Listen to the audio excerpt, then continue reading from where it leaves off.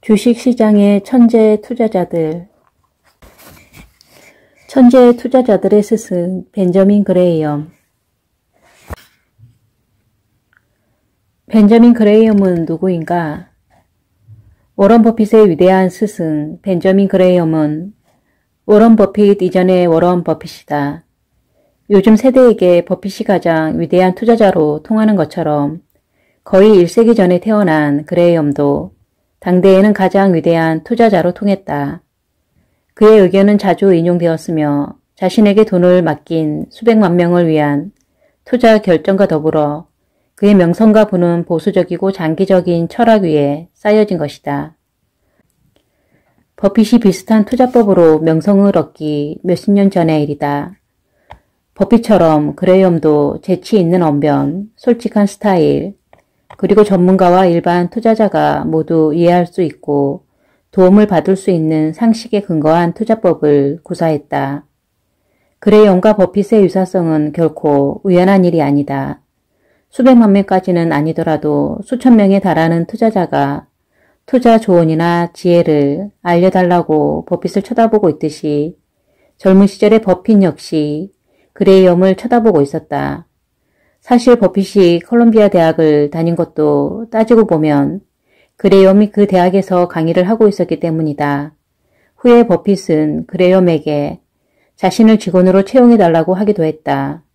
이 두 사람은 아주 친했고 평생 유대를 쌓았으며 버핏에게 큰 영향을 주었다. 버핏은 저에게 그레이엄은 단순히 책의 저자나 스승이 아닙니다. 그 이상입니다. 부친을 제외하고 제 인생에 가장 큰 영향을 끼친 분입니다. 라고 했다. 버핏은 그레이엄의 고전적인 저서 현명한 투자자야말로 이제껏 투자에 관한 책으로 단연 최고의 책이라고 말했다. 그러나 그레이엄의 천재 투자자 지위는 단순히 버핏의 스승이거나 멘토였다는 데서 그치지 않는다. 어릴 적 미국으로 이민 온 본토 영국인인 그레이엄은 어려운 집안 살림 때문에 고생을 많이 했으나 대공황을 거치면서 나름대로 탁월한 투자 실력을 거둔다. 이러한 투자 실적을 거두기 위해 그레이엄은 보수적인 위험 회피 전략을 택했다. 시류를 쫓겨나 당시 뜨던 주식은 그의 관심을 끌지 못했다. 그는 오직 회사의 대차 대조표와 펀더멘털에만 관심을 두었다. 부채는 얼마인가? 순이익 대비 주가는 얼마인가? 매출액은 괜찮은가? 오늘날 많은 투자자가 쓰는 가치중심 투자법을 처음으로 유행시킨 사람이 그레이엄이며 결국 그레이엄은 가치 투자의 아버지라는 호칭을 얻게 된다. 그레이엄은 또 증권 분석 분야에 토대를 쌓은 사람이기도 하다. 1934년에 데이비드 도드와 공동 저술한 증권 분석은 증권 분석 분야의 바이블로 통한다. 그레이엄의 믿기 어려울 정도로 꼼꼼한 분석이 자세하게 나와 있어서 종목 선택에 도움을 주는 책이다. 그레이엄 자신의 업적과 투자 실적이 탁월하기는 했지만 여러분은 아마 그레이엄 제자들의 투자 실적을 알기 전까지 그가 투자 세계에 끼친 영향을 충분히 느끼지 못할지도 모르겠다.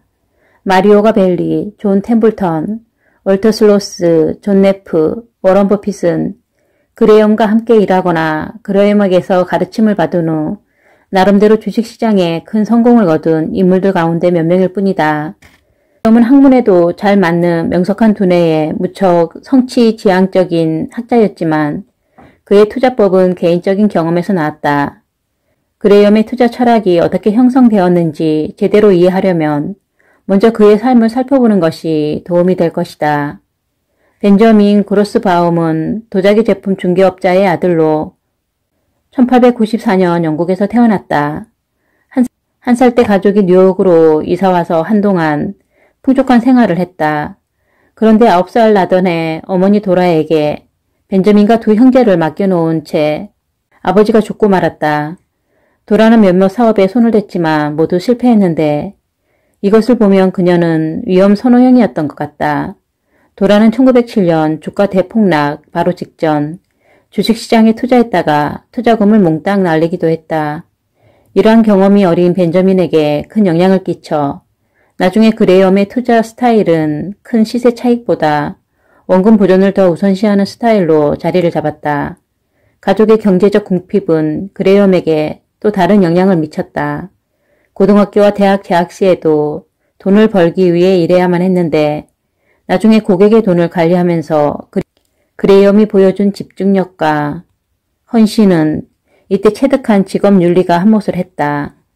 재능을 타고난 학생이었던 그레이엄은 장학금을 받고 컬럼비아 대학에 진학했다. 졸업할 무렵 그에게 수학, 영어, 철학, 세 학과에서 교수 자리를 제의했지만 그레이엄은 보수가 높은 월가로 진출했다. 1914년 그레이엄은 뉴버거 핸더슨 앤 로앱이라는 증권중개회사의 채권팀에서 일을 시작했다. 제1차 세계대전이 반발하고 얼마 후 그에게 커다란 변화가 찾아왔다. 먼저 독일인 냄새가 나는 이름 때문에 불필요한 의심을 사게 되자 그로스바움 대신에 그레이엄으로 성을 바꾸었다. 또 하나는 금융시장이 패닉 상태에 빠지고 뉴욕 증권거래소가 몇 달간 문을 닫은 사건이었다. 몇몇 주식에 대해 가격과 거래의 제한이 가해졌고 그 이듬해도 마찬가지였다. 거래가 재개되자 회사 일손이 부족해지면서 그레이엄에게는 회사 내 여러 부서에 일하면서 배울 수 있는 좋은 기회가 찾아왔다. 이때 배운 것 가운데 하나가 투자자의 투자 지식은 실제로 매우 제한적인 수준이라는 사실이었다. 그레이엄은 몇 년 후인 1926년 회계사인 제롬 뉴먼과 함께 회사를 세웠다. 하지만 그가 회사에 취직한 1914년에 주식시장이 패닉 상태에 빠지는 등 타이밍이 나빴던 것처럼 직접 사업을 시작했을 때도 상황이 좋지 않기는 마찬가지였다. 그레이엄과 뉴먼이 회사를 차린 지 3년 후인 1929년 대공황으로 주식시장은 장기 침체에 빠졌다. 그레이엄의 실력과 헌신에도 불구하고 그레이엄의 고객들은 대공황 때 다른 투자자들과 마찬가지로 손해를 보았다. 그레이엄은 고객의 원금을 보존할 수 있도록 보수적이고 위험이 낮은 매매를 위주로 투자 전략을 구사했는데 가족의 경제적 궁핍과 주식시장 폭락을 겪어본 그레이엄의 경험으로 비추어 보았을 때 결코 놀라운 일이 아니다. 그레이엄의 위협은 고객을 위한 놀라운 수익률이나 증권 분석 연구 분야를 개척한 것에 그치지 않았다. 인간적으로 그레이엄은 아주 명밀한 것과 더불어 무척 인자했다. 1976년 그레이엄이 죽자 버핏은 파이낸셜 애널리스트 저널에 기고한 글에 이렇게 썼다. 나에게 벤은 스승이자 고용주의자 친구였다. 각각의 관계에서 막힘이 없었고 끝없는 아이디어, 시간, 마음에 대한 관대함이 있었다. 명확한 사고가 필요할 때 벤만큼 좋은 상대가 없었다. 격려와 자문이 필요하면 거기에 벤이 있었다. 그러면 그레이엄은 1929년 대공황 때 손해를 본 고객의 돈을 어떻게 돌려줄 수 있었을까? 믿기 어려울 정도로 성공적이고 오랜 시간이 흘러도 여전히 유효한 그의 투자법에 숨어있는 비결은 무엇일까? 그의 투자 방법론에도 일부 들어있겠지만 대부분은 그레이엄이 투자와 주식시장을 보는 폭넓은 관점에서 찾을 수 있을 것이다. 그의 저서 현명한 투자자 제목에 두 단어에 비결이 숨어있다. 그레이엄이 투자를 시작할 무렵만 해도 그리고 요즘도 마찬가지지만 투자자는 빨리 주가가 올랐으면 좋겠다는 생각으로 주식을 매매한다. 앞에서도 언급했지만 투자자는 몇 년 혹은 어떤 경우에는 몇 달이나 몇 주 만에 부자가 되겠다는 목적으로 투자를 한다. 그레이엄에게 투자자는 주식시장이나 개별 종목의 주가가 오를 것이라 기대하고 단순히 주식을 거래하는 사람이 아니다. 그런 사람은 투기자이며 그레이엄이 볼 때 투기자들의 유행수는 곧 파멸을 의미했다. 그레이엄은 투기에 대해 언급하면서 투기를 하는 사람은 1. 현명하지 않거나 2. 게임하는 재미로 돈을 잃거나 3. 비상식적이고 소통이 되지 않는 재능을 타고난 사람이다. 어쨌든 투자자는 아니다 라고 말했다. 그레이엄은 투자자라는 것은 빠르고 쉽게 이익을 가져다 줄 수 없다고 보았다. 왜냐하면 쉽고 빠르게 이익을 가져다 주는 것에는 상당한 위험이 따르게 마련이기 때문이다. 투자는 많은 연구와 공부가 필요하며 이익을 내는 것 못지않게 원금을 보존하는 것이 중요하다고 생각했다. 엄청난 투기 열풍이 1929년에 파멸적인 공황을 일으키는데 일조한 것만 봐도 잘 알 수 있다. 책 제목에 나와 있는 현명한이라는 단어도 그레이엄의 투자법에 힌트를 제공한다. 주식시장에서 성공하기 위해서는 재무적인 명민함과 엄청난 수학적 능력이 있어야 한다고 생각하는 사람들이 많다. 하지만 그레이엄이 현명한이라는 단어를 쓴 것은 지성이나 범상치 않은 성견지명이나 통찰력을 타고난 사람이나 영리한 사람을 뜻하는 것이 아니었다. 성공한 투자는 독특하고 소통이 어려운 정신력의 산물이라기보다 본질적으로 배울 수 있는 테크닉과 판단 기준의 문제다. 여기서 말하는 현명함은 지능보다는 성격과 관련된 특성에 더 가깝다고 보아야 한다. 즉, 시장에서 성공하기 위해 우주공학자의 지력을 타고날 필요는 없다. 필요한 것은 장기적인 시각으로 생각하는 능력, 감정을 다스리는 것, 분별 있고 신념에 찬 계획을 고수하는 것 등이며 이것은 누구나 배울 수 있다. 그레이엄은 투자자가 성공하기 위해서는 기꺼이 대중과 다르게 행동할 수 있어야 한다고 말했다. 시장을 이기려면 단지 대중보다 게임을 더 잘하기만 해서는 안 된다. 투기자가 되는 것 대신 그레이엄은 게임을 다르게 할 필요가 있다고 믿었다. 여기서 다르게의 의미는 무엇일까? 대부분의 투자자와 달리 그레이엄은 주식을 가격이 오르면 이익을 내고 팔 수 있는 종이로 대하지 않았다. 대신 기업을 통째로 산다는 느낌, 즉 회사의 이익 전부, 부채 전부, 자산 전부, 그리고 수입 전부를 매입한다는 느낌으로 주식을 대했다.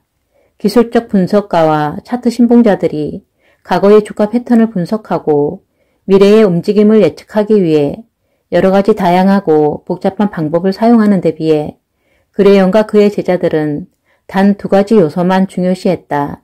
즉, 회사의 내재 가치, 그리고 해당 종목의 내재 가치가 주가와 어떤 관련이 있는가였다. 그레이엄의 이론적 근거는 무척 간단하다.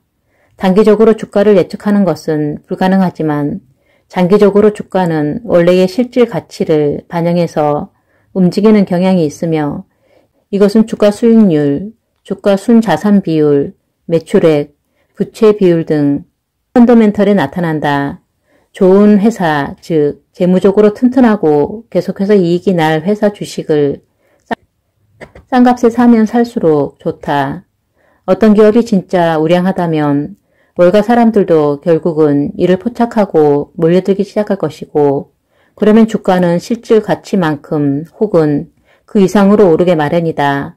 그래서 주식을 싸게 사면 살수록 결국 이익은 더 커질 수밖에 없다. 그레이엄과 그의 제자들에게 지금 오르는 주식의 시세를 따라잡으려고 매수 타이밍을 잡으려는 생각은 어울리지 않는다. 어떤 사업의 가격이 2주 전 혹은 지난주에 비해 올랐다고 해서 그 사업 전체를 사는 것을 상상할 수 있습니까? 1984년 컬럼비아 대학에서 한 연설에서 버핏은 이렇게 물었다. 그런 것은 기술적 분석가나 하는 방법이다. 바로 이 점에서 그레이엄과 다른 증권 분석가가 확실하게 구별된다. 그레이엄은 거래량이나 시장의 방향에 대해서는 신경 쓰지 않았다. 그레이엄이 아직 생존해 있다고 해도 요즘 투자자들이 하듯이 야후 파이낸스나 MSN 머니에서 20분마다 자기가 보유한 종목의 가격을 확인한다거나 하지는 않았을 것이다. 그렇다고 그레이엄이 주식을 둘러싼 시장의 전반적인 상황, 기업이 속한 업종에 대해 잘 몰랐다는 건 아니다. 장기적으로 투자자에게 이익을 안겨주는 것은 내재 가치가 시세보다 싼 탄탄하고 전망이 있는 우량 회사의 주식이다. 현명한 투자자 서문에서 그레이엄은 이렇게 썼다. 순자산의 몇 배나 높은 가격으로 거래되는 성장 종목이 많지만 그런 종목에 투자한 투자자는 주식시장의 예측 불가능성이나 주가 등락에 너무 얽매이게 된다. 이런 회사에 비해 가스회사, 전력회사 등 유틸리티 기업, 즉 순자산가치와 비슷한 가격으로 거래되는 기업에 투자한 투자자는 설사 주식시장이 원치 않은 방향으로 움직여도 개의치 않고 자산을 탄탄하고 팽창하는 기업, 합리적인 대가를 기대할 수 있는 기업의 소유자라고 생각한다. 성장이 기대되고 매력적이지만 위험한 분야에서 짜릿한 모험을 하는 것보다 이러한 보수적 투자 간의 최종 수익률이 훨씬 높다. 그레이엄은 투자자를 방어적인 투자자와 공격적인 투자자 두 부류로 나뉘었다. 그레이엄의 투자법은 매우 보수적이다. 한편 공격적인 투자자는 평균 이상의 종목을 고르기 위해 기꺼이 시간을 투자하는 사람이다. 그레이엄은 공격적인 투자자는 방어적인 투자자에 비해 기술과 노력을 더 많이 들이는 만큼 그에 상응하는 대가를 바란다고 한다. 그레이엄은 자신의 엄격하고 보수적인 판단 기준을 완화해서 공격적인 투자자에게 중소기업이나 고 PER 기업에 투자하는 것을 허용했다. 그러나 그레이엄의 전략은 대부분 방어적인 투자자를 대상으로 한다. 결국 그는 투자자가 시장을 이기려고 시시각각 변화하는 기업을 연구하고 분석하는데 시간을 많이 쏟는 것에 회의적이었다. 이 때문에 우리는 그레이엄에 관해 분석할 때 주로 방어적인 투자법에 초점을 맞춘다. 그레이엄의 방어적인 투자법에서 가장 중요한 부분은 자신이 안전 마진이라고 이름 붙인 것으로 이는 주가와 기업의 내재 가치 간의 차이를 말한다. 단기적으로 주가의 등락에는 많은 요소가 관련되지만 장기적으로는 회사의 실질 가치, 자산, 이익, 부채 등으로 주가가 수렴하기 마련이다. 그레이엄은 안전마진이 높은 회사의 주식을 사라고 추천하면서 안전마진이 높다는 것은 해당 기업이 하는 사업의 내재 가치에 비해 주가가 낮은 걸 의미한다고 했다. 앞에서도 보았지만 이러한 종목은 장기적으로 기업의 내재 가치를 반영해 언젠가는 오른다. 하지만 더 중요한 것은 이런 저평가된 주식은 가격이 더 떨어지지 않는다는 점이다. 내재 가치에 비해 주가가 낮기 때문에, 즉 안전마진이 높기 때문에 기업이 문제에 처하거나 이익이 떨어져도 원래 저평가되어 있던 터라 다시 주가가 올라갈 여지가 있다. 그리고 만약 주가가 하락하더라도 이미 낮은 가격에 팔리고 있기 때문에 주가가 더 떨어질 가능성이 낮다. 이런 주식은 인기 있는 성장주가 높은 기대치로 고공행진을 하는 것과는 다르다. 그레이엄은 주식시장에서 시세 차익을 얻는 것보다 손실을 줄이는 것이 훨씬 더 중요하다고 생각했다. 꼭 기억해야 한다. 그레이엄은 사업에 실패한 집안에서 자랐고 1929년 대공황 때는 그의 고객을 포함해 수백만 명의 투자 원금이 하루아침에 사라지는 것을 똑똑히 목격한 사람이다. 안전마진이 크면 클수록 그는 마음이 더 편안해졌다. 손해볼 가능성이 줄어들기 때문이다. 특가주를 사는 사람은 원하지 않는 상황 전개를 참아낼 수 있는 능력에 더 주안점을 둔다. 만약 저평가된 주식을 싼값에 사들이게 되면 심지어 수익을 낼 수 있는 능력이 조금 줄더라도 만족스러운 수익을 가져오기 때문에 투자 자체를 막을 필요는 없다. 안전마진은 그래서 적합한 목적을 달성한다. 그렇다면 그레이엄은 어떻게 안전마진이 큰 주식을 고를 수 있었을까? 한 가지 방법은 주가를 이익이나 장부 가격 등 구체적인 재무 제표와 비교한 펀더멘털을 이용하는 것이다. 예를 들어 그레이엄은 주가 수익률과 주가 순자산 비율이 상대적으로 낮은 종목을 좋아했다. 주가 수익률이 15 이상이면 안 되고 주가 수익률과 주가 순자산 비율을 곱해서 21을 넘으면 안 된다. 이것은 회사의 이익과 사업의 순자산 가치를 비교해 보았을 때 가격이 싼 편이라는 의미이다. 그레이엄이 안전하다고 한 종목은 자금을 보수적으로 운용하는 회사다. 기업의 유동부채에 대한 유동자산의 크기, 즉 유동 비율이 200% 이상이면 괜찮지만 장기 부채가 자산가치 이상인 종목은 곤란하다. 부채가 많은 기업은 이익이 급감하거나 예상만큼 늘어나지 않으면 문제가 될 수 있다. 그레이엄은 이러한 판단 기준에 맞는 기업 중 지나치게 확장하거나 재무적인 어려움에 처할 위험이 없는 회사에 투자한다. 안전마진 개념을 고안하고 또 이를 통해 유명해졌지만 그렇다고 그레이엄은 안전마진이 어느 정도면 적정하다고 명시하지는 않았다. 그는 주가가 실질 가치에 비해 30에서 50% 저렴한 종목을 골랐지만 그렇다고 엄격한 원칙을 두지는 않았다. 한 가지 확실한 것은 그레이엄의 특별한 가이드라인을 잘 따른다면 안전마진이 있는 것으로 볼 수 있다는 것이다. 그레이엄은 안전마진이 위험을 줄이는 개념, 즉 포트폴리오 다양화와 밀접한 관련이 있다고 믿었다. 투자자가 선호하는 마진이더라도 개별 종목의 성과는 나쁠 수 있다. 왜냐하면 여기서 말하는 마진이란 투자자가 손해보는 이익을 볼 가능성이 크다는 뜻이지 손해를 전혀 보지 않는다는 의미는 아니기 때문이다. 하지만 이러한 매매 건수가 많아지면 이익 총계가 손해 총계를 넘게 된다. 가장 튼튼한 바구니에 좋은 달걀만 골라 넣더라도 바구니가 찢어질 가능성은 늘 있다. 몇 가지 다른 바구니를 사놓는 것이 안전하다. 그리고 달걀을 바구니에 분산해서 넣어야 한다. 그레이엄은 최소 10개 종목, 그리고 많아도 30개 종목을 넘지 않도록 보유하라고 추천한다.